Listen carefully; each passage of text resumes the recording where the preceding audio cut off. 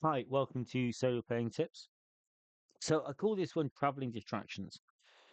And if you're going to do a long journey in your game, it's very, very easy to just kind of skip. You leave one place, maybe make a few random encounter checks, and then arrive at the next. And nothing much happened in between.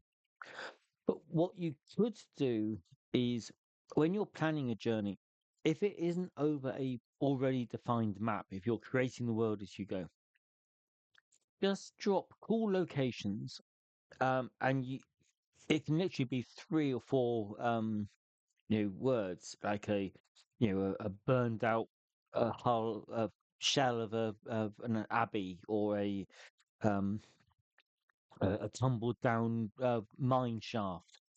Just a few words just to describe interesting things. It may be one a day. So that was kind of the highlight of the day.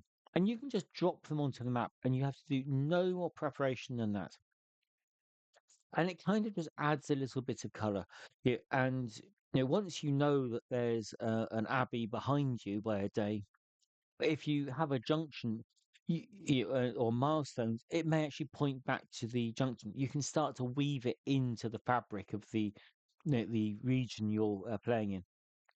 But just because you've created these tiny little stubs of ideas of locations and you know, points of interest, you can always use them for a side quest later, or you can reference them back and reintegrate them back into your story. So maybe when you need an NPC, you might use create a nun that used to be in the abbey, and so she takes the story back, hooks back to that burnt out location, which means she can help you with whatever you're doing right now, the reason you spoke to her in the first place. But also, she can be a plot hook relating back to what happened at the Abbey, how it ended up, how it was, what was behind it, and get you going for an entire side quest along the line. Or maybe that becomes the payment for the help that you're getting now. So you can just drop these in to the map. And of course, once you're going back the other way, you now have um, waypoints as reminders, and you can either drop in a few more if you take a slightly different route, but they will still kind of interact with each other. Abbeys were generally surrounded by farms. The farms would then have basic kind of functions. There would be a mill, there might be a tavern. There, if, if it, there might be a tanners, and tanners use water, so that would have to be on a river.